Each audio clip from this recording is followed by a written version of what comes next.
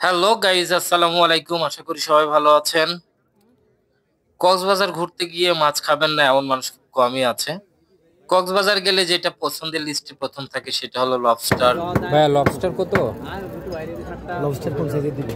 এই যে এই সাইড, এই যে এটা এই সাইজটা নিলে 1500 টাকা, আর এই সাইজটা নিলে পড়বে যে 850। একটু উল্টা করেন তো দেখি।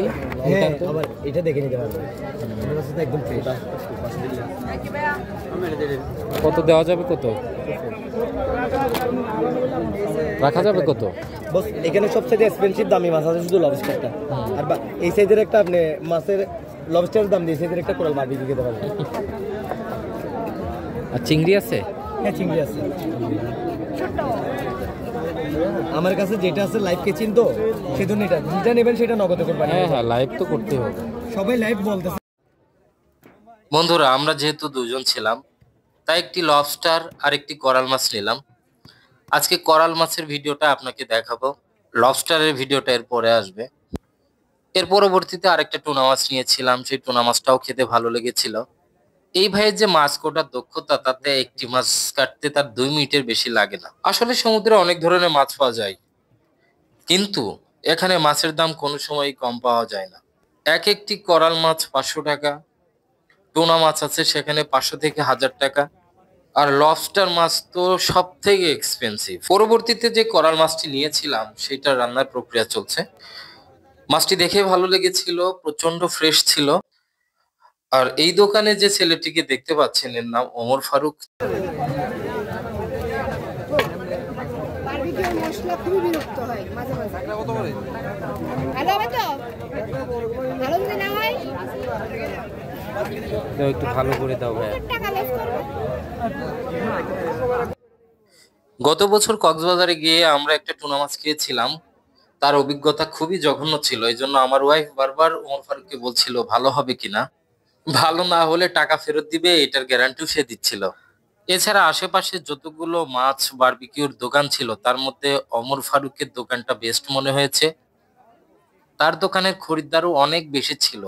আসলে যে ভালো কিছু করে তার পিছনে সবাই থাকে। কক্সবাজার ঘুরতে গেলে সবাই মাছ খেতে খুবই পছন্দ করে, আর এদের বারবিকিউটা অনেক ভালো।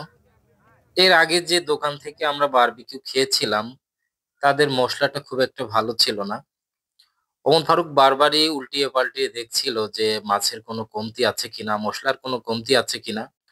3 থেকে 4 বার মশলা দিয়েছে ওরা, আর ভালো মতো উল্টিয়ে পাল্টিয়ে বারবিকিউ করছে। বিভিন্ন ধরনের মশলা এরা ব্যবহার করে, যাতে করে খাবারটা খুবই সুস্বাদু হয়।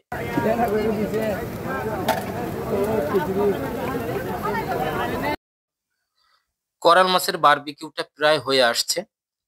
বেশ কালারটা কিছুটা লালচে ছিল, প্লাস কিছুটা ভাজি ভাজি টাইপসের ছিল। বেশ সুন্দর একটা গন্ধ আসছিল। ওমর ফারুক একটা ট্রেতে করে বারবিকিউটা উঠিয়ে নিল আমাদেরকে দেওয়ার জন্য। বেশ সুন্দর একটা ভালো গন্ধ পাচ্ছিলাম, বুঝতে পারছিলাম হয়তো বা রান্নাটা ভালো হয়েছে। আসলে একটু টেনশনেও ছিলাম, কারণ গতবারের এক্সপিরিয়েন্সটা খুব একটা ভালো ছিল না, খেতে পারি নাই। তো আমাদের সামনে যখন কোরাল মাছের বারবিকিউটা দিল, দেখেই মনে হলো বাহ, অসাধারণ হয়েছে। মাছের প্রত্যেকটা অংশে খুব সুন্দর মতো মশলা গেছে। এছাড়াও কোথাও কোনো কাঁচা ছিল না। অনেক সময় হয় কি, বারবিকিউ করলেও ভিতরে অনেক কাঁচা কাঁচা থাকে। সবশেষে এতটুকুই বলতে পারি, মাছ বারবিকিউর উপরে আমার যে অনীহাটা ছিল সেটা কিন্তু উঠে গেল। সত্যি খুব ভালো লাগলো খেয়ে। কক্সবাজার আসলে আপনারাও ট্রাই করে দেখতে পারেন বারবিকিউ। আশা করি খুব ভালো লাগবে। আজ এ পর্যন্তই, ভালো থাকবেন, আল্লাহ হাফেজ।